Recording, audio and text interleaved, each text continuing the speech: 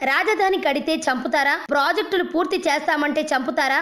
అన్నీ ఉన్నప్పుడు వాళ్ళు 200 ఇచ్చి చేతులు దులుపుకుంటే మనం కష్టాల్లో ఉండి కూడా 1000 రూపాయలకి పెంచినందుకు చంపుతారా? ఏంటి ఉన్మాదం? జగన్ తాలిబన్ లాంటోడు అని ఇప్పుడు మరోసారి రుజువైంది. ఇలాంటి శాడిస్టు ఎంత ప్రమాదకరం. ఇది నంద్యాలలో జగన్ చేసిన కామెంట్లపై చంద్రబాబు ఫస్ట్ రియాక్షన్ ఇది. జగన్ లాంటి వాళ్ళు మాట్లాడితే నేను పబ్లిక్ గా రియాక్ట్ అయ్యేందుకు కూడా మనస్కరించడం లేదు. అది వాళ్ళ విజ్ఞతకి వదిలేయాలి. అయినా ఇలాంటి స్థాయి లేని మనిషి అపోజిషన్ లీడర్ అంటే సిగ్గనిపిస్తోంది. అధికారం లేకుండానే ఇలాంటి ఉన్మాదం బయటపడుతోందంటే ఇక పదవి ఉంటే ఎంత ప్రమాదకారి అవుతాడో మరోసారి ఏపీకి తెలిసిందన్నారు చంద్రబాబు. ఓ రకంగా ఇలాంటి కామెంట్లు జగన్ రాజకీయ భవిష్యత్తుకే ప్రమాదకరంగా మారతాయన్నది చంద్రబాబు మాట.